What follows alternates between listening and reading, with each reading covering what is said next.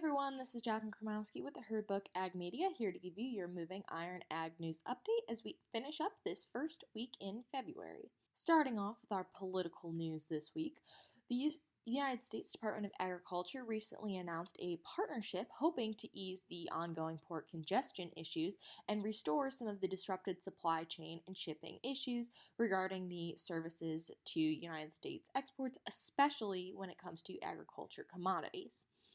This solution is a pop-up sort of port, which is a 25-acre site along the Port of Oakland that is supposedly going to help agricultural-based companies fill containers with their commodities more easily and get them exported. And while we're still talking about the Department of Ag, news is that the crop insurance flexibilities were extended by another 5 months. This is in regards to the original January flexibility deadline, and it was pushed back due to ongoing COVID-related issues. Now, farmers have until June 30th, 2022, or even later, to sign up for the approved insurance providers. There is going to be a significant pay raise for workers who come here to the U.S. on the H-2A non-immigration agricultural workers program, and this is all due to the 2022 Adverse Effects Wage Rates, or AEWR, coming from the Department of Labor. Now, this follows with an increase in demand as the national AEWRA says that since 2017, they have gone up almost 30%, and some individual states going even more with an increased demand for temporary and seasonal labor.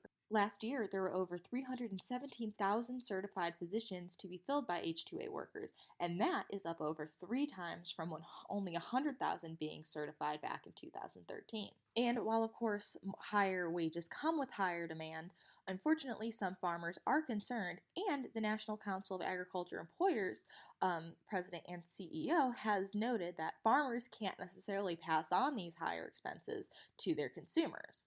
And he also feels like both politicians and the public don't necessarily understand that a large wage increase for these agriculture workers are really only giving back small increases in total consumer prices. So the long-term effects of this, something to keep in mind and look out for. Now we move on to our international news. Recently, there has been a huge exodus of butchers in England leaving the pork industry, and there are over 170,000 pigs that are stalled and waiting to be processed. Over along the Ivory Coast, the ongoing drought spell continues to push concerns about the cocoa crop. And I'm pretty sure that as early as sometime last year, people were already talking about there potentially being a global cocoa shortage, or at least more expensive crops, and that seems to be holding true as there's been no rain for the second straight week along some of the world's most significant cocoa growing regions. And then while we're talking about droughts, if we come all the way back over to this hemisphere and talk about Brazil, forecasts say that the soybean crop continues to be affected, and the total estimates keep going down as the nation still faces dry and hot weather conditions.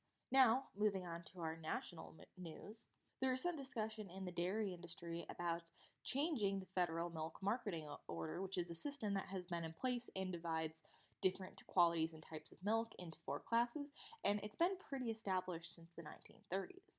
However, certain voices in the industry have pointed out that some farmers aren't happy with the prices they are getting for certain classes of milk, and they're talking about revising that marketing order and the price and to amend pricing disparity among the milk classes. Secretary Tom Vilsack says that processors and farmers need to come to an agreement on modernizing it before it is officially open for hearings. There are some mixed outlooks when it comes to the organic market, particularly for wheat, soybean, and spring wheat, according to a new report.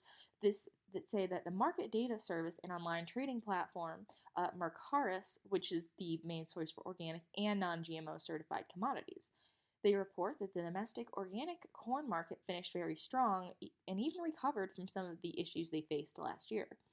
Production reached over 9% on a year-over-year increase, and harvests are expected to reach 49.5 million bushels, according to the site. That means that harvest is expected to slow that stream of the organic corn imports throughout this year.